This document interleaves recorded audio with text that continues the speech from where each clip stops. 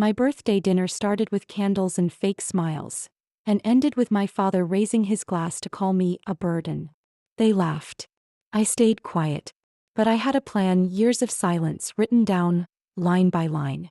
And days later he got the bill. My name is Nora Blake, I'm 32 and I live in Asheville, North Carolina. 4 years I was the family caregiver covering hospital runs, rent and debts for my parents William and Diane and my sister Hannah. At my 32nd birthday dinner their mockery pushed me too far. I'd kept detailed records, every expense, every hour, and I was ready to invoice them, reclaiming my worth with cold, hard facts. It started last month at my parents' Asheville home, the dining room lit with candles but heavy with judgment. Dad, a retired bookkeeper, toasted the family, then turned to me. "Nora's our financial burden," he said, chuckling. Mom nodded, her smile tight. "She's always needing something." Hannah, a property manager, laughed. "Still scraping by with that freelance gig, Nora?" The guests, family, friends and neighbors, joined in, their laughter cutting deep. I gripped my glass, silent. They thought I was a leech, but I'd been their lifeline for years. The truth? I wasn't just a freelance data analyst. I'd supported the family since Dad's stroke in 2021, paying $18,000 for medical bills, $12,000 for their rent, and $6,000 for Hannah's credit card debt. I worked late nights, earning $75,000 last year, while managing Mom's arthritis care and driving Dad to therapy. My ledger, stored in a secure app, tracked every expense. 134 hospital runs, 20 rent payments, 38 grocery trips. My friend Elise Morgan, a financial planner, knew my sacrifices. "You're their rock," she said over coffee in Asheville. "Why let them call you a burden?" I leaned forward, my voice low. "They'll pay when I'm ready." The betrayal deepened at a family picnic weeks earlier. The backyard hummed with Hannah's property deals, while Mom bragged about her new condo. "Det side imi. Nora, you're too soft to handle finances." Mom added, "You're always broke because you don't plan." I smiled, hiding my anger, saving Hannah's text to Mom, "Nora's dragging us down." They didn't know I'd tracked every dollar I'd spent on them, $36,000 total, while growing my data analysis business with clients like Asheville Brew Company and Mountain Tech Solutions. I was ready to send an invoice. The turning point came when I decided to act after the birthday dinner. I'd deliver a formal invoice, itemizing every expense with interest and cut contact. The dinner, hosted at my parents' home, would be live-streamed by a local vlogger, Lily Hart, invited by Hannah to promote her realty business. My invoice would land days later, exposing their betrayal publicly. This wasn't about revenge, it was about proving my worth. I prepared meticulously, knowing their dismissal could haunt me if my proof wasn't airtight. My ledger listed every expense: $18,000 for Dad's medical bills, $12,000 for rent, $6,000 for Hannah's debt, plus 220 hours of unpaid caregiving. Elise had receipts and bank statements confirming my payments. My mentor, Patricia Reed, a CPA, reviewed my ledger. "This is rock solid, Nora," she said. "They can't dispute it." I nodded, my voice firm. "I want them to see the cost of their words." I needed allies for my plan. Elise agreed to witness the dinner, documenting their mockery. "You've carried them too long," she said, backing up my ledger to her cloud. Patricia offered to notarize the invoice. "Make it official," she said, drafting a template. My therapist, Dr. Sarah Klein, provided notes on their emotional toll, calling it financial manipulation. Their support was my strength. Hannah's bravado wouldn't outshine my facts. I kept up the burden act, managing their bills while Hannah texted, "Don't ruin your birthday with tears, Nora." I replied, "Just bringing pie." They didn't know I'd send an invoice days later. I practiced my exit line, "I'm done paying for you." I wanted justice, not drama. I studied North Carolina contract law, confirming my right to claim compensation for services rendered. My ledger, receipts, and bank records were bulletproof. The night before the dinner, I stood in my apartment, my ledger open, my $75,000 earnings secure. I texted Elise, "Ready?" She replied, "They'll choke on that bill." My family thought I was a burden. Tomorrow I'd show them the cost of their laughter. Hey, if you're hooked on this story, hit that subscribe button for Revenge Line. We bring you epic family drama and revenge tales every week. Comment below and tell us where you're watching from. Stay tuned because Nora's about to send the bill. The birthday dinner at my parents' Asheville home was just days away, and I, Nora Blake, was in my apartment, finalizing my plan to send my family an invoice that would expose their betrayal. My parents, William and Diane, and my sister Hannah had called me a financial burden, dismissing years of my caregiving and payments. $18,000 for Dad's medical bills, $12,000 for their rent, $6,000 for Hannah's debt. They mocked my freelance data analysis work, unaware I'd earned $75,000 last year and kept a ledger of every sacrifice. 134 hospital runs, 20 rent payments, 38 grocery trips. After their laughter at my birthday, I'd send a formal invoice with interest, proving my worth with cold, hard facts. I'd spent weeks perfecting my plan, knowing their dismissal could linger if my evidence wasn't airtight.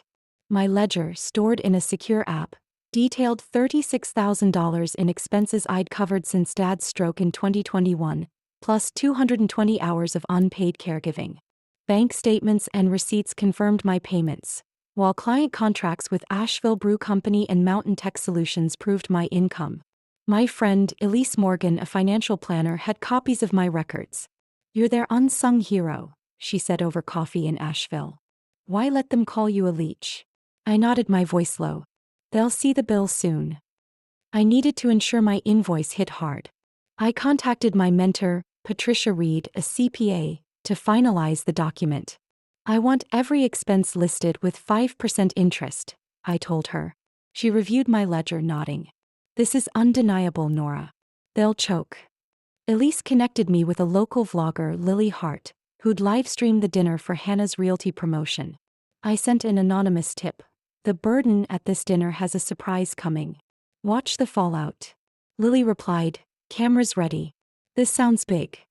I wanted their mockery broadcast to Asheville's social scene. At a family brunch in June, I played the burden role. The dining room buzzed with Hannah's condo sales while Mom gushed, "Hannah's our star." "Dead side Imi. Nora, you're always scraping by." Hannah smirked, passing the muffins. "Freelancing's not a real job, Nora." Mom added, "You need to budget better." I smiled, clearing plates, saving Hannah's text to Dad, "Nora's a financial drain." They didn't know I'd secured a $90,000 contract with a Charlotte startup. I dropped hints saying, "I've been tracking expenses," but Dad chuckled. "Tracking your debts, you mean?" Their arrogance was my fuel. I needed allies to strengthen my plan. Elise agreed to attend the dinner, documenting their words. "You've paid their way too long," she said, backing up my ledger. Patricia notarized the invoice, itemizing $36,000 plus $1,800 interest. "This is legally binding," she said. My therapist, Dr. Sarah Klein, provided a letter on their emotional toll, calling it financial exploitation. Their support was my backbone. Hannah's bravado wouldn't outshine my receipts.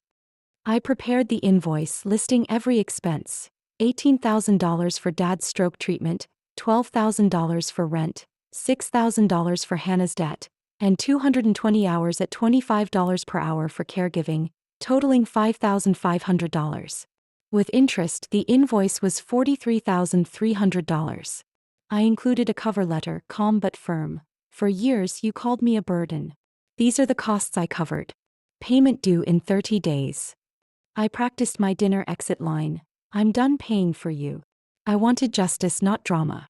I studied North Carolina contract law, confirming I could claim compensation for services rendered. My ledger, receipts, and bank records were bulletproof. Hannah tried to control the narrative. At the brunch, she pulled me aside.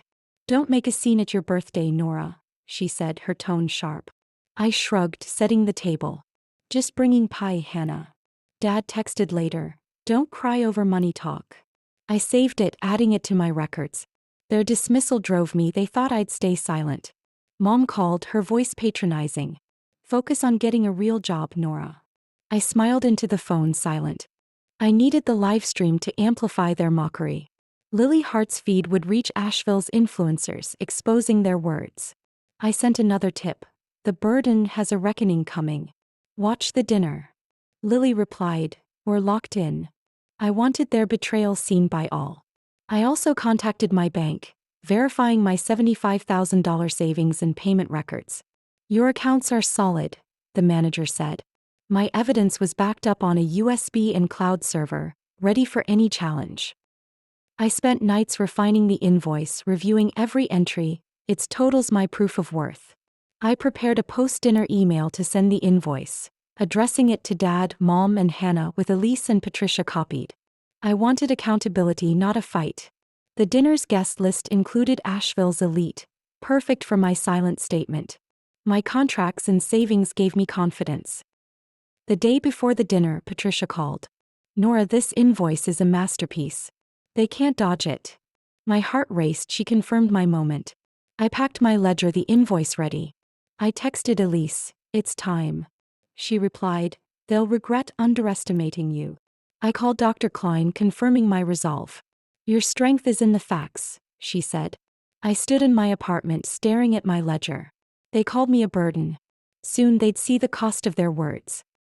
Hey, if you're loving this revenge story, smash that subscribe button for Revenge Line. We drop epic family drama and takedowns every week. Comment below and tell us where you're watching from. Stay tuned because Nora's about to make them pay. The dining room of my parents' Asheville home glowed with candlelight, packed with neighbors, family, friends, and a livestream camera run by vlogger Lily Hart, broadcasting to Asheville's social scene. I, Nora Blake, sat at the table, my ledger of sacrifices, $36,000 in payments and 220 hours of caregiving, ready to fuel my exit. My parents, William and Diane, and my sister Hannah, had called me a financial burden at my 32nd birthday dinner, dismissing my freelance data analysis work and years of support. Tonight, their mockery would end with my silence, and days later, they'd receive an invoice for $43,300, proving my worth with cold, hard facts. My allies, Elise Morgan, Patricia Reed, and Dr. Sarah Klein, were ready to support my plan. Elise sat across from me, her phone discreetly recording. Lily Hart's camera rolled, capturing every word for Hannah's realty promotion. My family sat smug, expecting another night of belittling me, unaware I'd send a formal invoice itemizing every expense. My evidence was airtight. A ledger detailing $18,000 for Dad's medical bills, $12,000 for rent, $6,000 for Hannah's debt, plus caregiving hours, backed by receipts and bank statements. I was ready to reclaim my worth, not with tears but with numbers. The dinner began, Hannah dominating with her property deals, while Mom bragged, "Hannah's our pride." Dad raised his glass, smirking at me.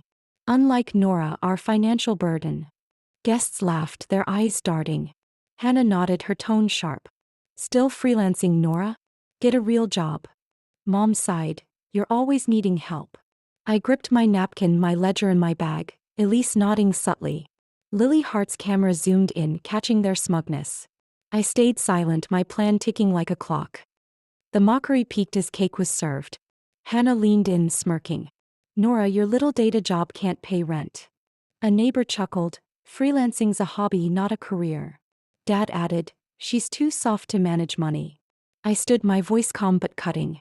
"I'm done paying for you." The room froze, glasses clinking to a halt. I pulled out my phone, projecting a slide from my ledger. $36,000 in expenses, $18,000 for Dad's stroke treatment, $12,000 for rent, $6,000 for Hannah's debt. "This burden covered your lives," I said, showing Hannah's text to Mom.